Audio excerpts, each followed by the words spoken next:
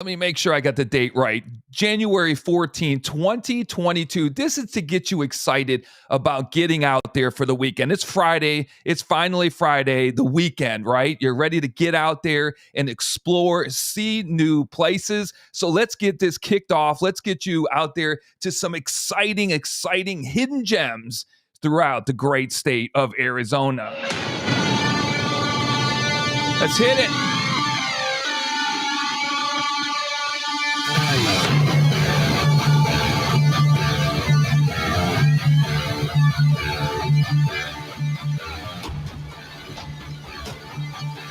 I just found this piece of music and I love it. Let's hit it off.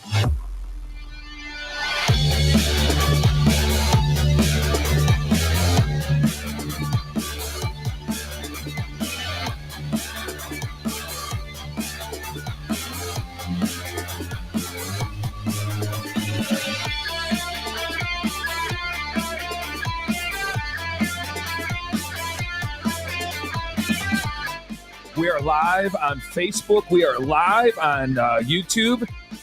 I'm only doing these lives through the end of this month, and then we're cutting them completely out. So I'm going to get as many as I can in and end this subscription. We're going to talk about some cool places. Let's get out of the house. The weather is phenomenal. Let's get out of the house and let's get exploring. Let's start talking about some of these unbelievable locations. Again, I just found this piece of music on my copyright-free stuff, and I was like, I love it. And I'm going to start it over. I love it so much. So here it goes.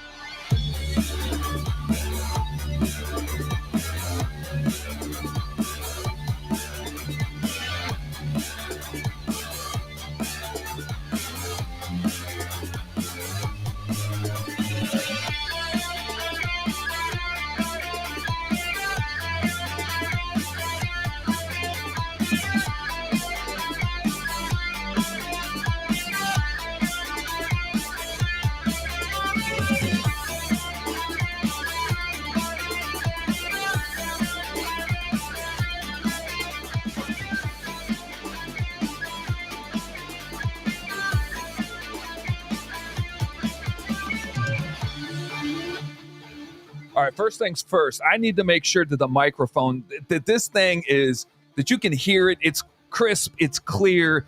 We got a lot of people using the internet in the house. So you tell me, please, in the comments, if you can hear everything. Does it sound like I'm talking through a mic, or does it sound like the mic on the computer's on? I did not check that before I went live, and I hate that I didn't do it. So I have to ask you, you are my producers. Please tell me if this sounds right before we go on any farther. Let me pop into the chat. Moved here 2 years ago, and I absolutely love it. Sean David, good to see you. Good to see you. Yep, sounds good. Joe B, sounds good. Sounds all right. Awesome. Copper State aerial photography. Thank you so much. Look, folks, I went out today. I'm excited. I'm pumped up. We're only doing these lives through the end of this month. Then we're cutting this subscription out. It's just not feasible to keep doing it when I've told you before. The other day, we got 17,000 total people on the TikTok live for 51 minutes. I shouldn't say it like that. For 51 minutes, we had a total of 17,000 plus people on a TikTok live.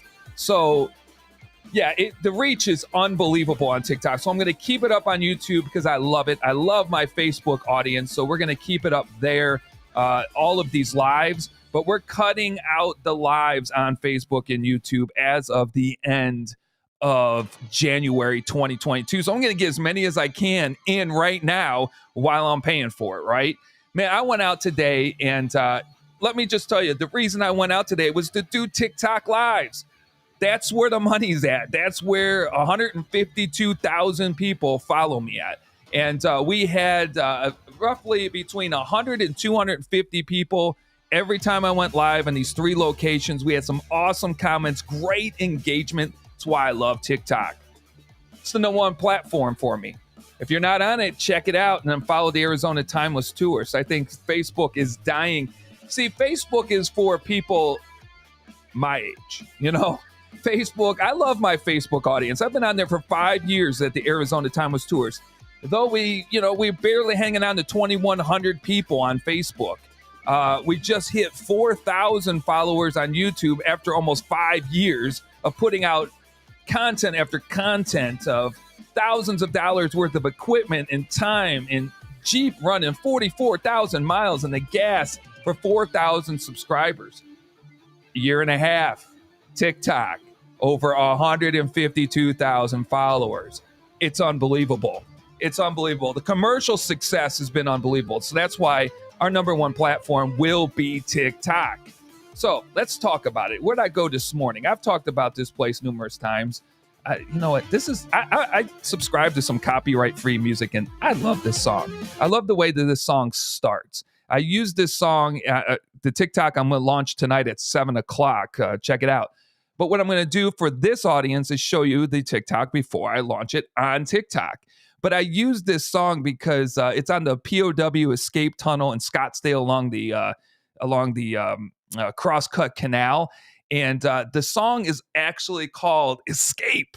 And it really starts out with a bang. So I used it. But this is how it starts off. I love the place that I subscribe to copyright-free music.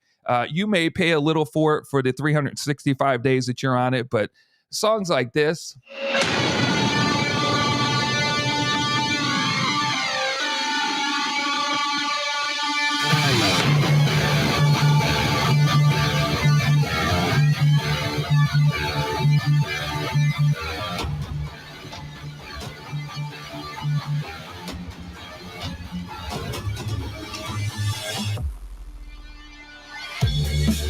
I love it. All right, I'm sorry. I played it enough. I'll shut it down a little bit. I'll play it underneath what I'm doing here. So I drove out to the Crosscut Canal. I went live on TikTok. For all of you who don't know, the Papago Park used to be a POW camp for German and Italian POWs. There were over 700 POW camps throughout the United States and a lot more out camps. When I say out camps that they set up like tent cities to do farming, to pick cotton and potatoes and all other kinds of things, because all of our men were overseas fighting the war. Areas like Queen Creek on the corner of Ellsworth Loop and Rittenhouse Road, where the yellow school buses are at today. That used to be a POW out camp for German POWs. A lot of people in Queen Creek have no clue about that because that's not talked about in the public school system. But they were. What were they doing? They were picking potato. They were potato farmers. And then they would load it up on a train just down the road, and that train would ship off those potatoes. So we had a big German POW out camp in Queen Creek. Had them all over the valley. The largest POW camp in Arizona was in Florence, the very place where I do tours Monday through Sunday. I do them 7 days a week. 10 a.m. and 1 p.m. 90-minute historic walking tours through the town that's way better than Tombstone, Arizona. It has more original buildings standing there. Sign up today. This is where can you get a hold of me if you want to set up these tours? These tours fill up the gas tank to keep the Arizona Timeless Tours alive. That is the only purpose for them. And to get people, to tell people about Arizona history. Bring towns like Florence back on the map. Make it bigger than Tombstone because it's better than Tombstone. I just said it. I said it out loud. It's better than Tombstone, Arizona. Tombstone burned down 3 times. There's nothing original left. If there is, please tell me and I'll go and film it. I've been down there at least 3 times in the last year and a half. You get a hold of me right there. Bang. DeanB7010@gmail.com. Set up a Florence, Arizona tour. Don't miss out. I don't know how much longer we're going to be doing them, but we're going to keep them up. We are going to keep them up. What else? Okay. So back to the POW camp. You have a German POW camp in Papago Park. Where is the heart of the German POW camp in Papago Park? It's off of 64th Street and Oak, off of McDowell Road. So if you're taking the 202 to the 101, like you would come to Gilbert, get on the 202, go right to the 101, jump right back on the 202 towards the airport, you're going to get off at Scottsdale Road. You take a right, you go exactly 2 miles up, and boom, you're going to hit McDowell Road. You're going to turn right on McDowell Road, and you're going to go up McDowell Road to 64th Street. You're going to take a right, and you're going to go to that first light. That's Oak Street. You're going to take another right, and then you're going to pull somewhere. That street dead ends. You're going to pull somewhere down there on 66 and Oak. Pull to the side. Right in front of you is going to be the entrance to the Crosscut Canal. You're going to walk out onto the Crosscut Canal. You're not going to turn right, but you're going to turn left. You raise your left hand now. You always remember that. Left hand up. That's left. It shows it right because we are mirrored here on I'm looking at my right hand as I hold up my left. You're going to turn left. You're going to walk about 120 yards down the Crosscut Canal. You're going to look to your right, and you're going to see a manhole cover. And on that manhole cover, it's like a historical marker on a manhole cover. Like nothing you've ever seen before, because I've never seen this on a manhole cover before. Thousands of people every day in Scottsdale and in the area walk that canal system because it's so beautiful, and the biking path is, it's very, very popular. You got to watch you don't get run over. Stay on your right side.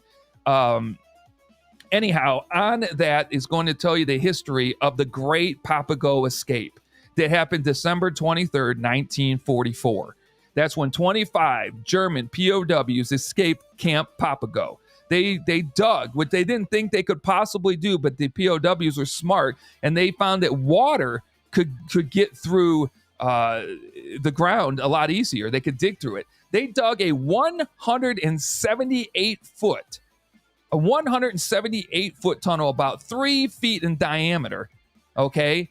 And on that night, on December 23rd, they went out. They snuck out, 25 of them. And that where they came out at is now capped off with that manhole cover and that historical marker on that manhole cover that people walk by every single day. So you'll want to check that out, okay? And the great thing is, like, the clip notes of learning about that Great Papago Escape. People around the world know this, all right? Especially in Germany.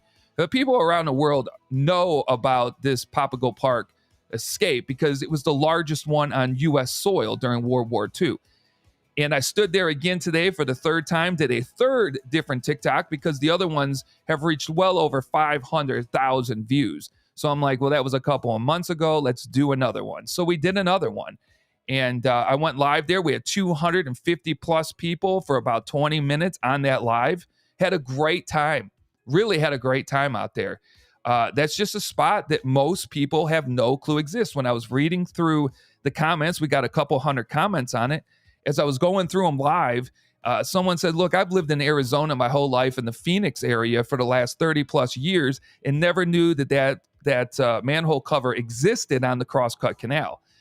There were people that said, man, you're right in my backyard. I'm like 15 houses down from where you are right now. Told them, come on out.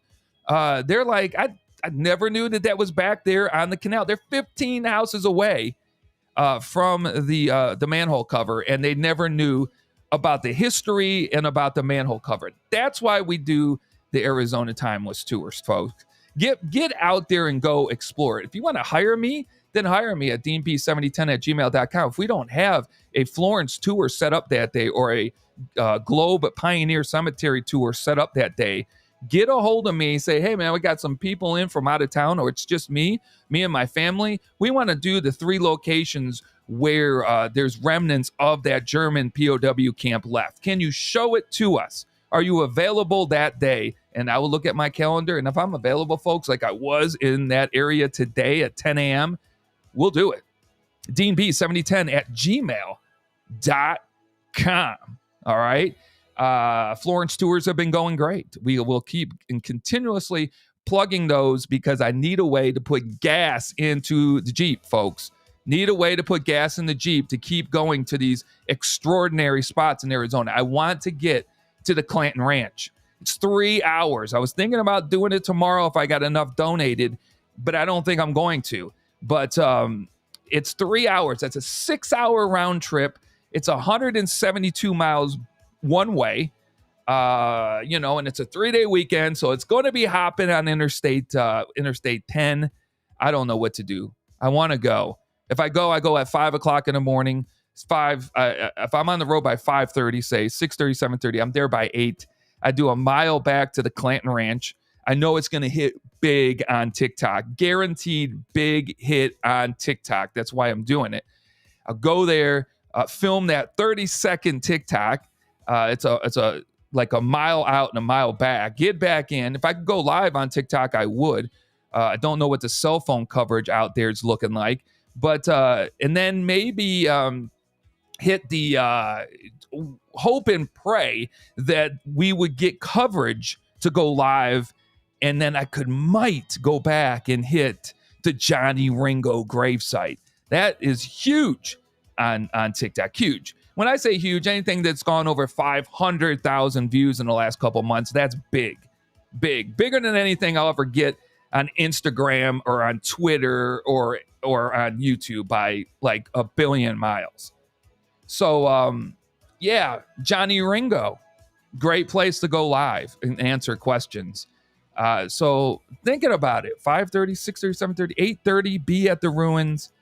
9:30, be about Johnny Ringo. 10:30, be in Tombstone Boot Hill Cemetery before all the crazy tourists get into Tombstone this weekend. And then head on out of there and get my butt back into the valley, back into Gilbert, and throw out some TikToks. I think those are definitely winners on TikTok. So, we'll see if I raise enough money by tonight, by the time I go to bed. And if I get up and, there's like $65 sitting in the TikTok account, or there's been donations to the PayPal on YouTube, then I'm going to head out there. But I got to be feasible. I got to think responsibly now. I haven't been thinking responsibly on this, paying for this streaming network for the last 4 months. And putting 44 plus thousand miles on a Jeep in the last 4 years just in Arizona. I got to pull back from that until I can see something come in for that. So people understand that. Let's hit the chat real quick. I think Facebook is dying because, again, it's for my generation. It's definitely not for the younger generation. I don't even know what Facebook is. Let's see. Holy, that's a lot of TikToks. Yeah, it is a lot of TikToks. What do we got? If I had to guess, I have over 675 total TikToks out there. That's a guess. And if I had to guess, we have over 60 million views on TikTok. It's pretty unbelievable. It truly is. The outreach on there is unbelievable. I'm going through these. 15 houses down. Yeah. Arizona's unknown history. Let me go back through these. Cool Wall. Catherine Payne, thank you. A lot of people don't know about the wiener dog races. The wiener dog races. Well, here's what needs to happen. Okay, this is what needs to happen. I have gotten asked twice in the last 2 days if I would help people start a TikTok account, start filming, going out there and finding and how do you grow and it's the easiest thing in the world, folks. Forget everything about YouTube and Facebook and Instagram and Twitter, blah. All you need to do, because it's such a phenomenal platform, is get that cell phone, which 99% of Americans have some sort of a smartphone. I know you do. And hit that record button. And if you don't want to edit back at the house, hit the record button and talk over it. And it doesn't have to be smooth and slick at the beginning. And tape the old wiener dog races if that's where Sean David is at. Tape those. Tape them. That's how old I am. Tape them. I'm talking about VHS. Hit record on that phone. Just know that TikTok doesn't take 4K. And most phones, like this one, it was 4K. It was producing it in 4K. So I actually had to go into a software and knock it down to 1080 at 60 frames or 30 frames per second to get it onto TikTok. Phones are magnificent, okay? Get out there and start filming this stuff. It doesn't take Dean. Don't go on those YouTube channels and they're like, oh, how to start a TikTok channel, how to get the first 1,000. I fell in that friggin' black hole when I first started YouTube, thinking that everybody who has like 10,000 subscribers on YouTube would know how for me to get my first 1,000 in the first 30 days. They're not guaranteeing anything. They're saying this is what you can do to help you get to that spot, and you're sitting at 39 subscribers. And your outreach is nothing. But somehow, some way, there's going to be some magic formula with hashtags and all this crud that you're going to do to get your videos out there. Anybody that's been on YouTube long enough knows that's a bunch of bull. And they're going to do the same thing to you on YouTube with TikTok. They're going to tell you the algorithms of TikTok, the time of day to start posting on TikTok. You learn all that yourself. For me, it's 7 o'clock. I know I don't care what any expert that there is out there. 7 o'clock in the evening in Arizona, because 80% of the people that watch my TikToks live in the state of Arizona. That is the time for me to throw out a TikTok. No other time.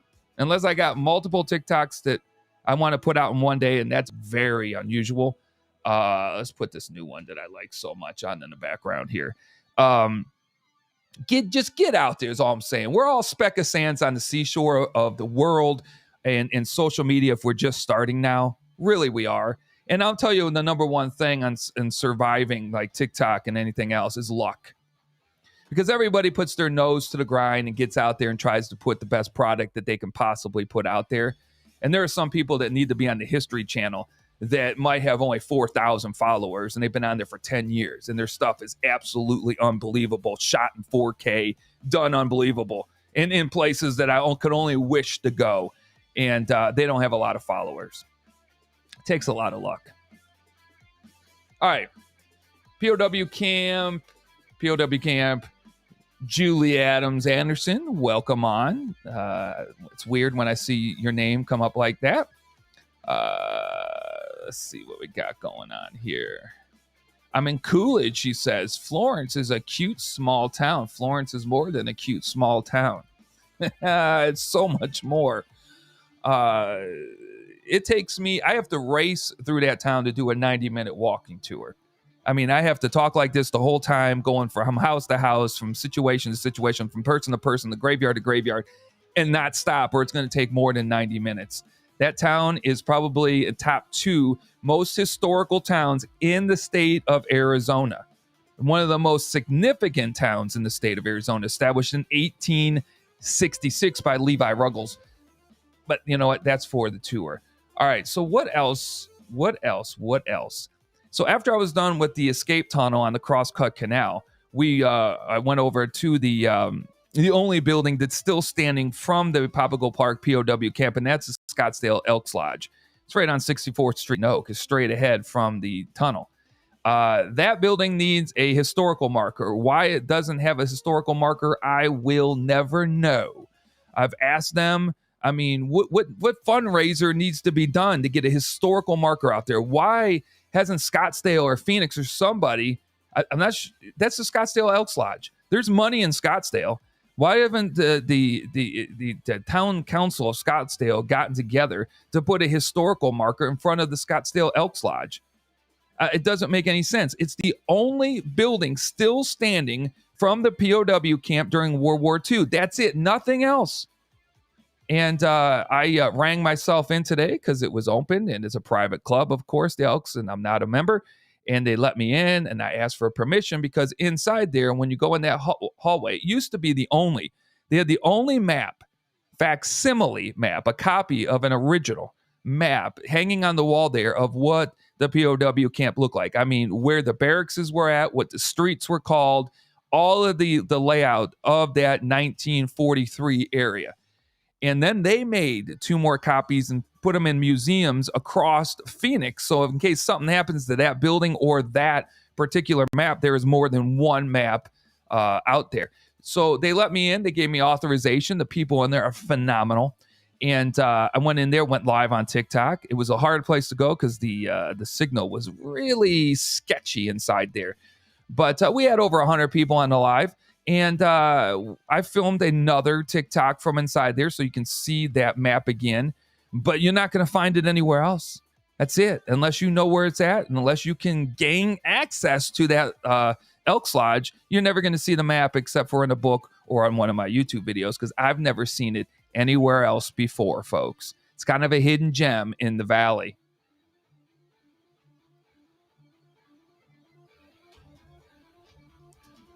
I just followed you on TikTok. Sean, thank you. It's where I'm at.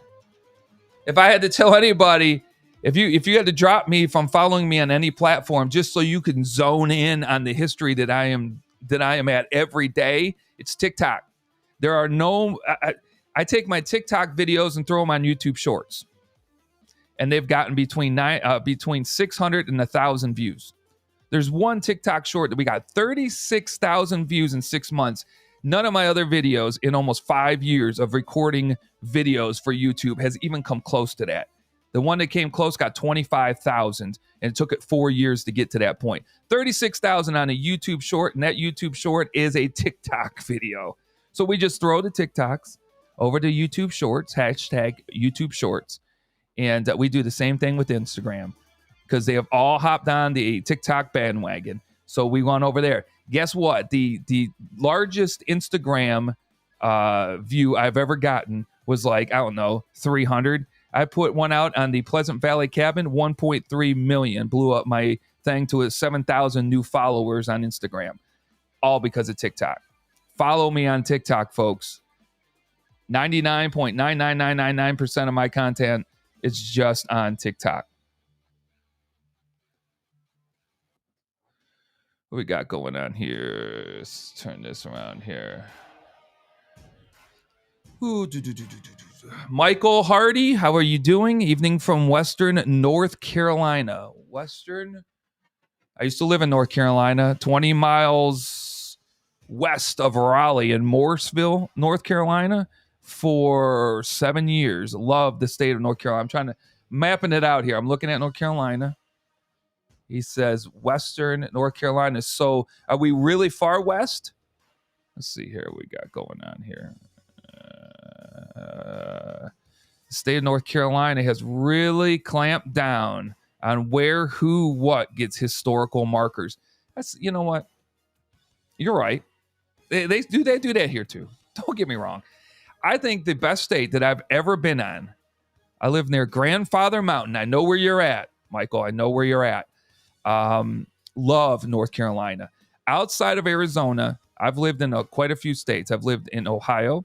I've lived in North Carolina. I've lived in Virginia, Northern Virginia. I've lived in Mississippi.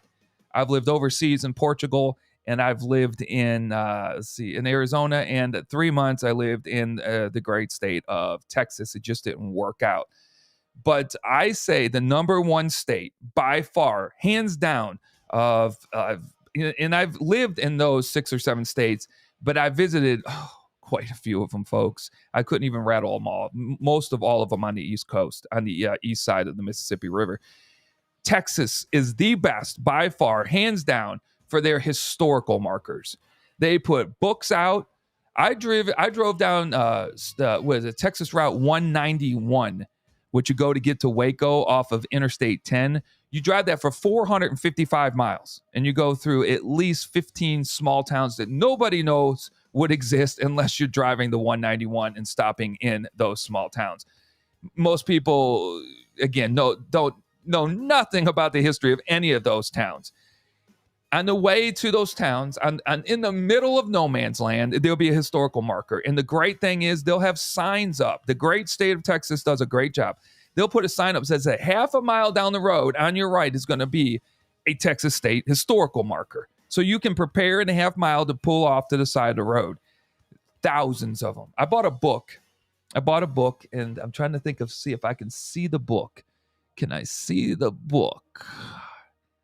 I know it's over there. I know it's straight ahead. It's roughly yay thick. It's one of their newer ones that list like just half of the historical markers in Texas. Half.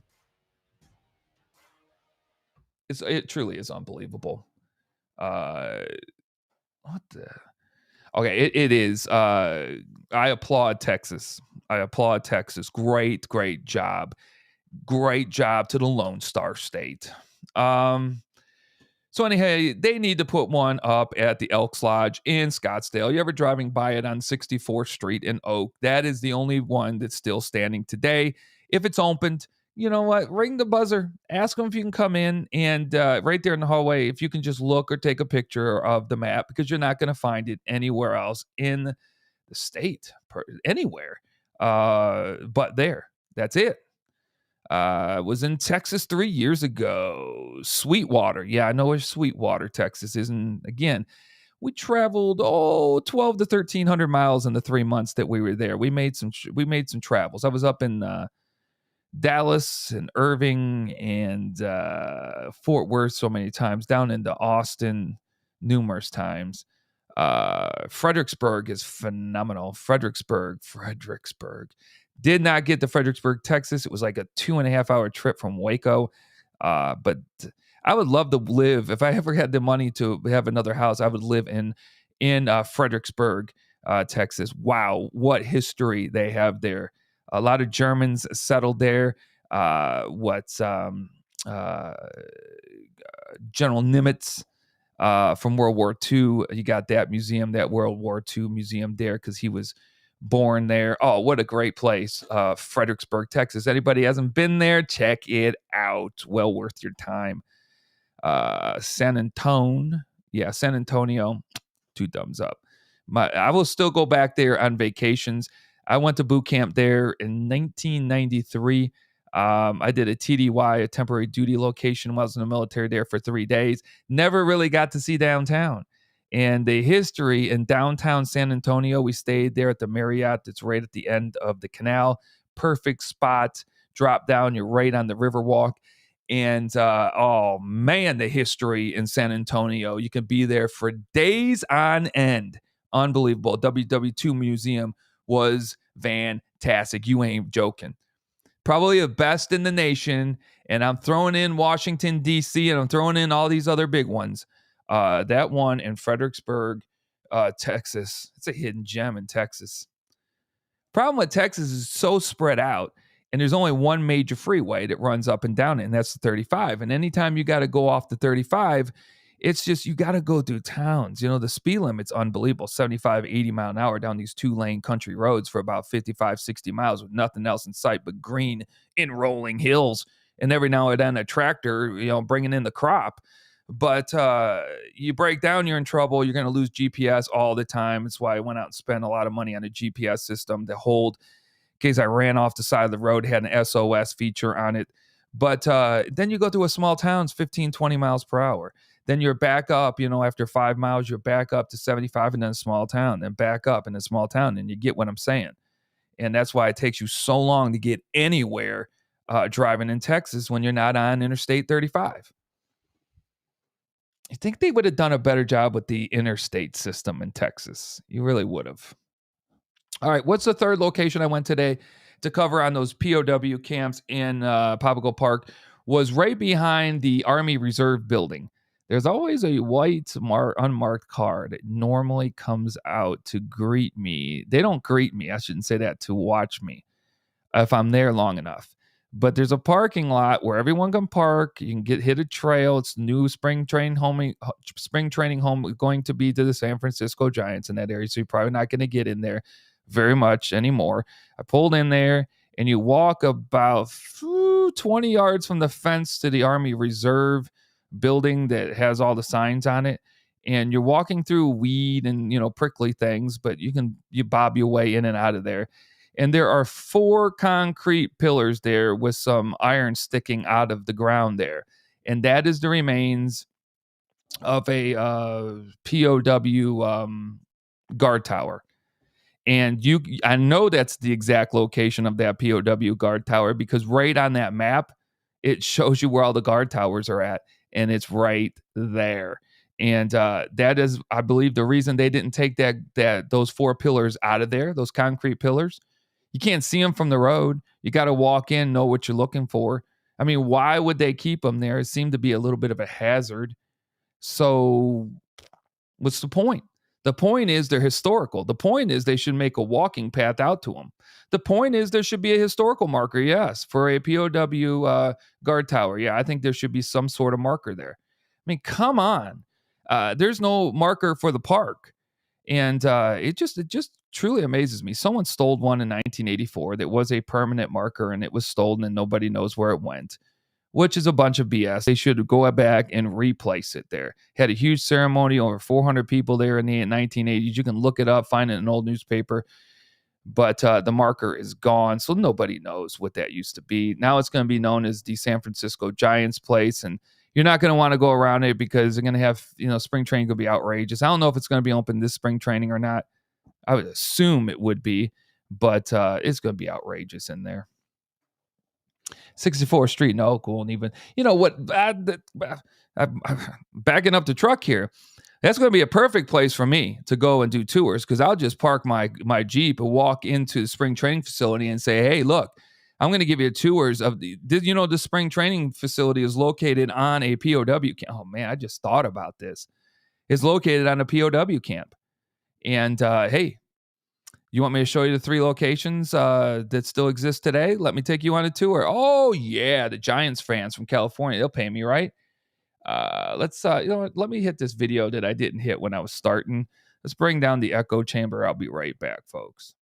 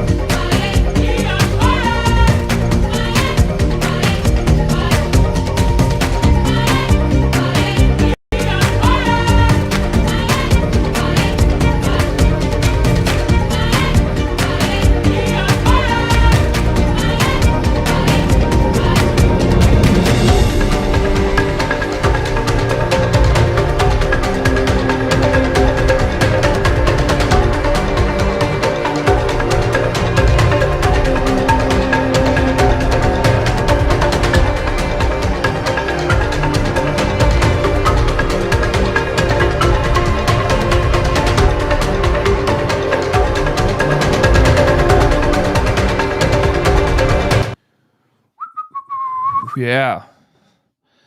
Got to show the intro video at some point. Got to do it. Let's launch out the exclusive, because in less than an hour from now, we're going to launch this particular, let's get set up while I'm talking here, this particular TikTok that we're going to launch out there today. Very short, 30-second TikTok here. But of course, I have to find it. And, if you're on here with me every now and then, some reason I have issues finding these documents. Sometimes it's in the documents. Nope, it's not in there. Camera roll. No, definitely not there. All right, let's go to power here. And let's bring it down this direction here. You'd think this would go in alphabetical order, but for some reason it doesn't go in alphabetical order. You know what? There's going to be 2 of them that I'm going to launch out there. And since this one is up, this is not the one that I'm going to put out tonight, but this is, look, if you love spring training, you want to check this one out right here. Out here at the Mesa Historical Museum, they have a great exhibit on the history of the Cactus League, especially here in Mesa, but throughout the valley.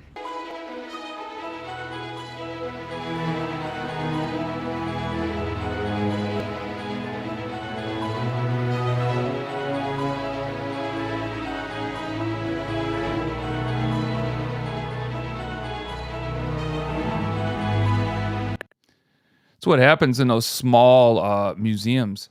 The Mesa Historical Museum down in Lehigh, right? It's part of Mesa, but it's Lehigh because that's where the Mormon pioneers first settled in 1877, and they named it Lehigh. And then in the 1878, the Mesa group came and they settled up higher on a mesa and called it Mesa, Arizona. But that's not always there, folks. And that is definitely worth checking out. Now, they cover a lot of what goes on in Mesa because the Oakland Athletics and stuff have their field there, and a few other teams. But they covered the whole valley. You saw there, they had the Cleveland Indians, and they're in Goodyear, Arizona. But they have some great old pictures, especially out there at the Buckhorn, the Buckhorn Hotel, where they used to have the hot springs and stuff for the San Francisco Giants when they first started spring training in 62, out there in Casa Grande, out at the at that hotel out there. I've done so much stuff, but it's just leaving me right now. But Mesa Historical Museum, the exhibit is running through the month. It changes out all the time. Go and check it out if you love spring training. They got some historical stuff in there, from baseball Hall of Famers to Sammy Sosa to all kinds of stuff, because the Cubs were there for a long time. And check it out. It's a pretty cool spot. I just saw that one, so I pulled it up. I have not launched that out there on TikTok yet. Let's go back in here really quick. Go back into my local video section here and see what I can find here. Let's launch and talk about this really quick. Let's talk about this. Let's watch the video and talk about this. And please, in the comments, tell me if you've ever heard of this. Let's plug it in here real quick.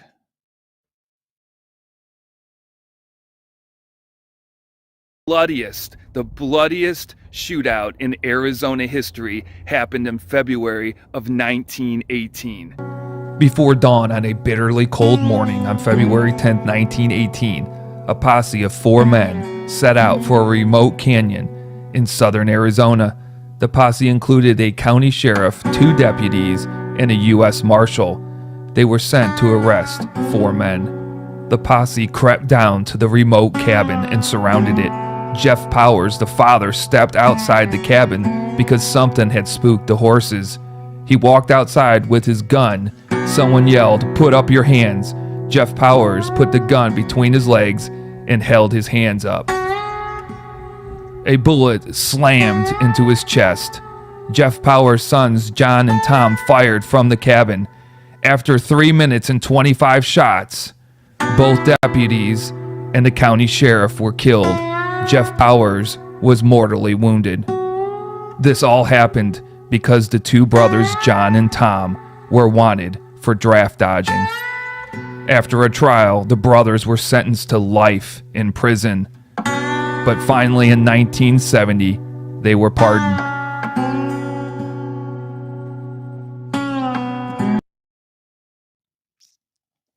How many people knew that? Let me just wait to see. We got 5 people live here. If people will comment on that are in here, don't hide out, but just throw it on there. How many people knew the Powers cabin? Tom and John and Jeff Powers, and knew that story? Because I've come across that story about a year ago, and I was like, "What's this 1918?" And then I found out it was the Deadliest Shootout. If you just Google the Deadliest Shootout, I'll do it right now here live to prove my point. The Deadliest. Let's see here, right here. Go here. Boom, boom. All right, I'm on my little thing here. I'm going to say it into the thing. The Deadliest Shootout in Arizona history.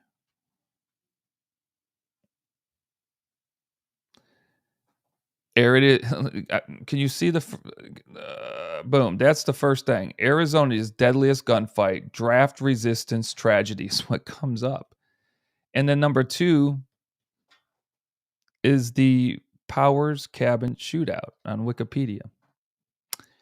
Yeah, The deadliest shootout in Arizona history happened May 10th, 1918.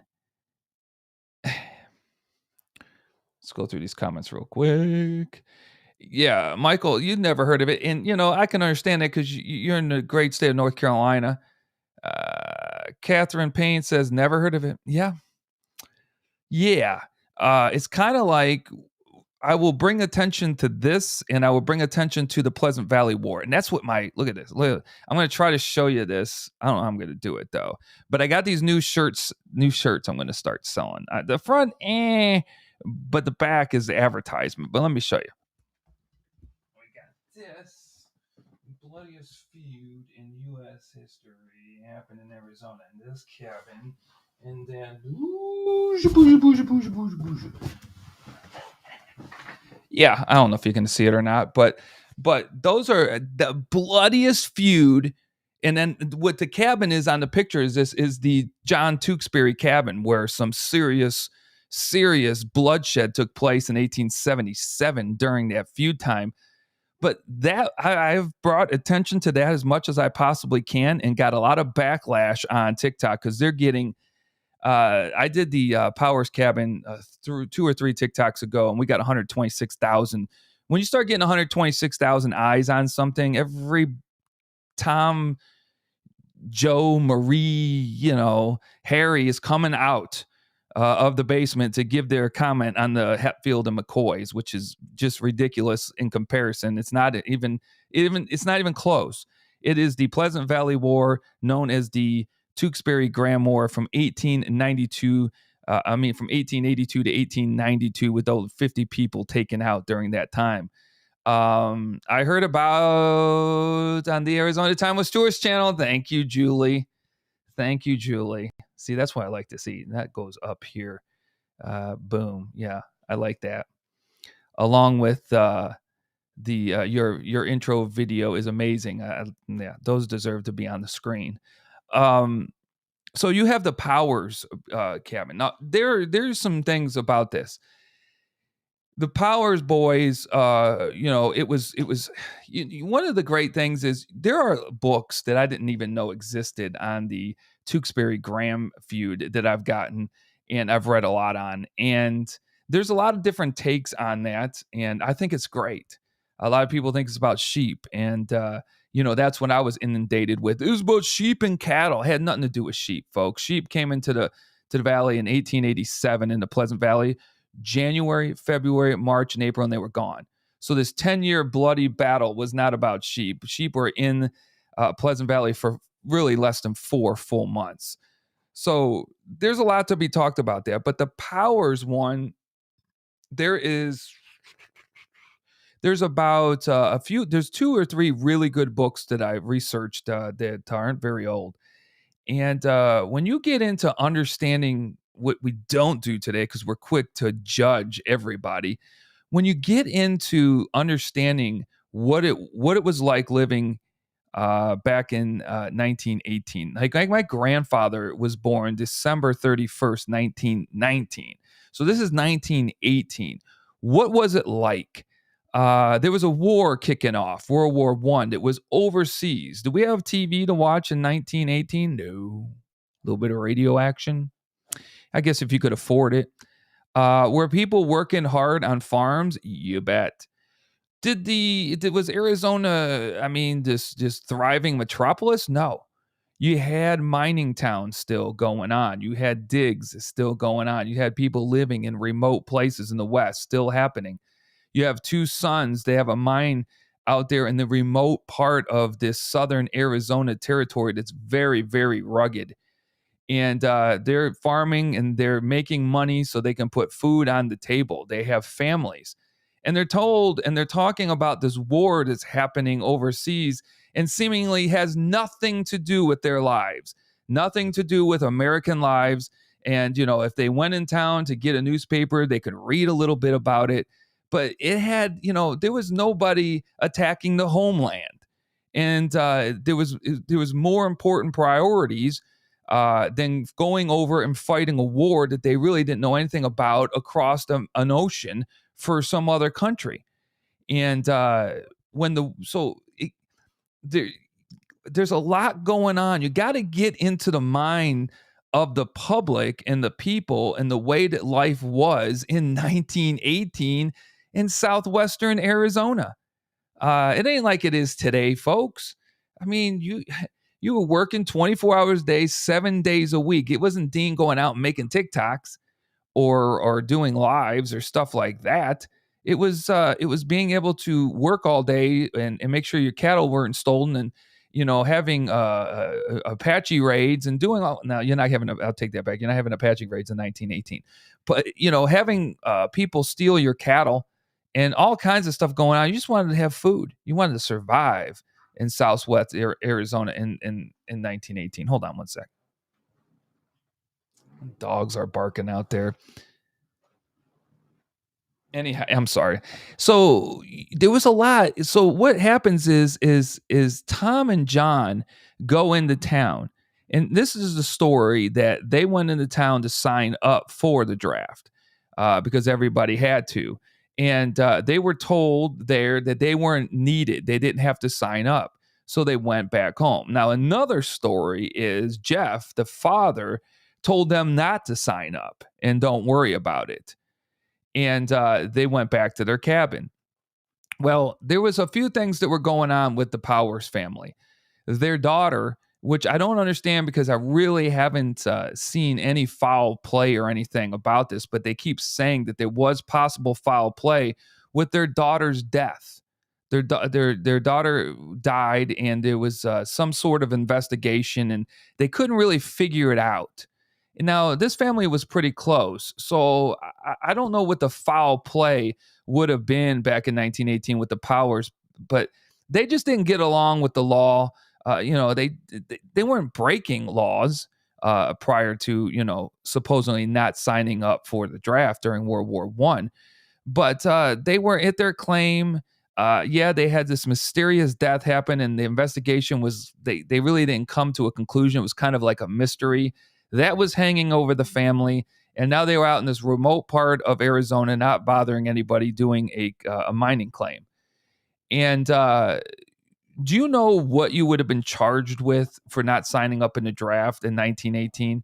So let's just say you didn't do it, which I think the number, and I can be wrong, but I believe I read the number, was something like 30,000 men didn't sign up for World War I. So it wasn't just the Powers boys that didn't sign up for World War I. It was 30,000. And I will correct that if I'm wrong, but I believe that's what I read. So it's a misdemeanor. It's a misdemeanor. And so you might get fined. You might go to jail for a couple of weeks. You might get just a misdemeanor. It might be just thrown out. Okay. Back then, to go after these guys that draft dodged across the Southwest and in the Midwest and everywhere, where these people are way out in no man's land, most people, they didn't even wait. The sheriff's departments didn't even waste their time going after these people. Why? Because now you gotta pay for a posse. You got 4 guys on a horse. You got to pay these 4 guys to go to these places. If it's going to take a couple of nights to get to the location, you got to pay them for that. It was expensive to send people out to get 1 or 2 people who didn't sign up for the draft and bring them in for a misdemeanor charge. It wasn't efficient. And so a lot of people think, well, why? Why did they go to this remote canyon in southern Arizona with the sheriff, the county sheriff, 2 deputies, and a U.S. Marshal, paid all 4 of them to be gone for a couple of days, ride out to this cabin to bring back these guys? Why? The amount of money, the resources that it took. The sheriff is out of town. The deputies are out of town. For a misdemeanor charge, doesn't make a lot of sense. But they did. And the story is they got out there and they surrounded the cabin as the sun came up, and that Jeff Powers, the dad, was building a fire inside the cabin, and he stepped outside because he heard the horses rustling around. Well, because they heard these 4 guys creeping up closer to their cabin. And Jeff Powers steps out the cabin with his shotgun, because you are in the middle of no man's land. And the next thing he hears is, throw up your hands. Now, according to Jeff Powers and the people in the cabin, Jeff Powers put the gun between his legs, squeezed it, and put both of his hands up in the air. Just as he did that, a bullet shot right through his chest and mortally wounded him. And then from that point, there was some silence because nobody could understand what was going on. And then Jeff and Tom and their friend that were in the cabin start firing. At the end of this 3-minute battle, 3 minutes, 25 shots in 3 minutes, the sheriff was killed and the 2 deputies were killed. And the U.S. Marshal was the only one left, and he rides back to town, tries to get out of there. Jeff, the father, is mortally wounded in the doorway. They drag him back in. The other 2 boys, Tom and John, they have glass in their eye. They have some shrapnel in their body, but overall they're okay. And so is their buddy that's in the cabin with them. They know that some bad things are going to happen. Okay. They already shot 3 lawmen. So they leave. They're scared. They leave. They make a beeline towards Mexico. The largest manhunt up to that point in 1918, the largest manhunt in Arizona history, with 1,000 people go out to find these 3 guys. 1,000 people are taken out and they go to find these guys. They find them in Mexico and they bring them back. They try them. They're sentenced to life in prison. The other gentleman that's not one of the brothers, he dies while serving out his life sentence in prison. Now, this is 1918. In 1970, they are finally paroled. All right, they are paroled and charges are dropped by the governor. It's finished. These guys are out. One of them lives for a couple more years, the other one for like 6 more years, and they both pass away. And they are buried out right near that cabin. It's not an easy way out. It's Klondike, Arizona, I believe, out at Klondike. And that's where they are buried, the Powers family. And those 2 brothers who spent 20, 30, 40, 50, 60, 70, that's 50, who spent nearly 52 years in prison for draft dodging. Now, some would say, well, no, they killed lawmen. Well, let's think about this and what happened. It's 1918. You're out there. It's dark. They even said they got there just as the sun was peeking up, so you couldn't really see. You're in a remote thing. There's no one around you for like 80 to 100 miles. You're in a remote canyon, and somebody in the dead of night yells out, "Put up your hands." Now, we know that the law back then, there was no ifs, ands, or buts about it. You didn't do it, they started shooting. All right? They didn't know what was going on. Nobody had a clue. Gunfire is flying all over the place. Their father's going to be dead in the door right there.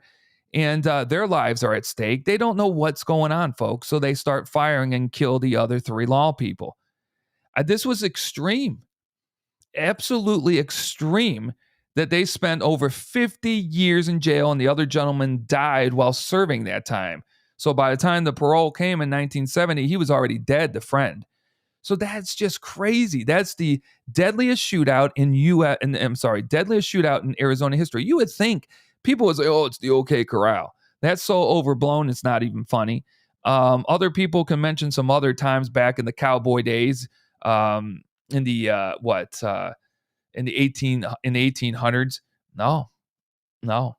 It happened in May on an early morning in a remote canyon in southern Arizona, 10 February 1918. You can win some trivia with that kind of stuff. That kind of history right there, love it. Hello from AJ. Is that Apache Junction? Is that Melanie? SDA 123. Hello. Somebody wanted their claim. Catherine. Hey, you know what? That's a strong possibility. It's a strong possibility. What's this say here? I got to bring up someone who wanted that, what the Powers family had. See, I tend to go with you on that. I tend to be with the people who make that so-called claim right there. Because, again, misdemeanor, it's like when a police officer pulls you over for a violation. They normally don't pull you over for one. Okay, they have to find something else. So if they got you going, it's midnight and the speed limit's 45, and they got you going at 52 in a 45. All right, well, they got you going 7 miles an hour over the speed limit. What else can we get them on? Well, we notice they're kind of going back and forth within the lane, but they're staying within the lane, but something's just not right with their driving. Boom, the lights go on, and they come. They always have to find, there's got to be a couple things. It's normally not just one. And with that Powers thing with the daughter, with the mysterious death of the daughter, which I'm like, what is it to that? I mean, did they really expect foul play? Was it there's something with the Powers family over time that they would have expected foul play with their own daughter? I don't know. But that story needs to have a movie made about it. All due to World War I and so-called draft dodging, which 30,000 people did during World War I. Again, there weren't people going and reading the newspaper over a cup of coffee in the morning before they went to work. There wasn't the TV they could flip on to say why. There wasn't like World War II where we're bombed in Pearl Harbor on American soil, or a thousand men dead. It's not that. It's overseas. The information isn't there to everybody. The newspaper isn't provided to everybody. You got to go from newspaper to newspaper to get the story right. Radio, where these people are at, no TV. What's the communication during 1918 telling people to sign up for the draft, and this is why you're going to do it? Just a very interesting story. I think before we judge on draft dodging as of today in 2022, we got to understand the mindset of the people back in the day, back in 1918, February 1918, just turned 1918. We're just leaving 1917. And how information traveled and how people got information and what it was like to live back there and how you needed to live and how you needed to support your family. So it's a crazy thing. It's a crazy thing. All right. Let's see if we can find that video before we call it quits here. Need to get downstairs, watch the Coyotes with my son. He is a big hockey fan, even though the Coyotes are terrible. We still root him on. Let's see here. P-O-W. Where is it at, Dean? P-O-W. Boom. I know my ugly mug is in the front of it, so I should be able to. There it is. This is the one that I'll be releasing in 32 minutes from now. Let's turn this down. I am standing on a historical spot right here on the Crosscut Canal in Scottsdale, Arizona. On the 23rd of December, 1944, 25 German POWs escaped. Where did they come out of the tunnel at? They came out of the tunnel right here.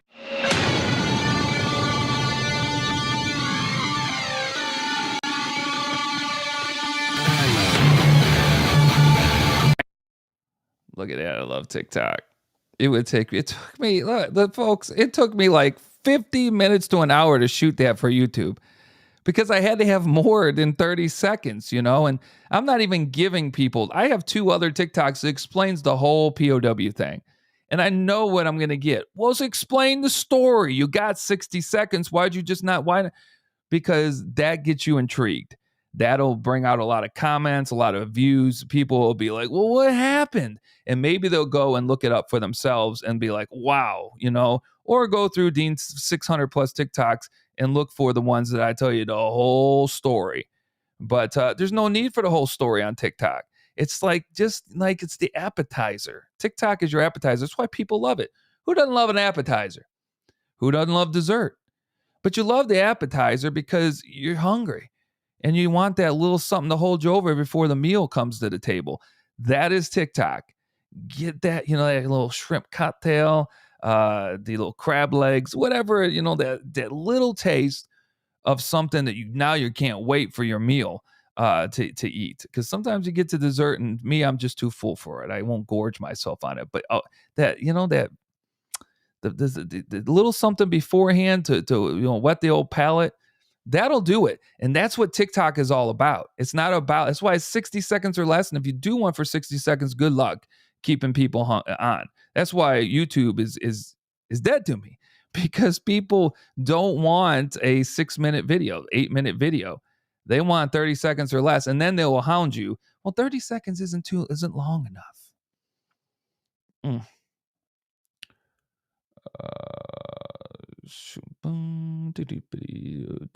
Yeah, it makes me want more. Yeah, it makes you want more. Oh, I must spend time with the family. That's right. Okay, folks, I am leaving out telling you, please sign up for these tours. I don't. I want to keep this thing going. I truly want to keep this Arizona Timeless Tours thing. We're making shirts. We got some great stuff coming out for people to get. We're going all in on 2022. And if at the end of 2022 we don't see something happen of being able to like finance this through donations or finance this through TikTok or something like that, or ads or great product reviews we get from TikTok people, if we can't do it, because that'll be 5 years into this thing, then yeah, we're gonna have to hang it up. But things will be out there on social media forever, but there won't be anything new, and I don't want that to happen. I'm having too much stinking fun doing this. So please tell people about the tours. You're going to love it. I promise you, you're going to love either the Florence tour or the Pioneer Cemetery tour up in Globe. But that Florence tour, we pin it Florence versus Tombstone. And I truly believe at the end of the 90 minutes, you will say, yeah, this is better than Tombstone. It has just as much history. The history still stands today. It's got the historical places. It's got just the biggest gunfight in 1888. This place is pretty unbelievable. A lot of people from Tombstone started there before they got to Tombstone in the 1870s. Oldest house standing there is from 1868. Folks, sign up, deanb7010@gmail.com. I'll leave it here as we say goodnight. Hope you have a great night with family, friends, or if you're by yourself, have a great night by yourself. We're going to do a lot more of these lives before the 31st of January 2022, because we're going to cancel this subscription to this live and go about months before we think about coming back on. Let's see here. There it is. There it is right there. Hire the Arizona Timeless Tours, please.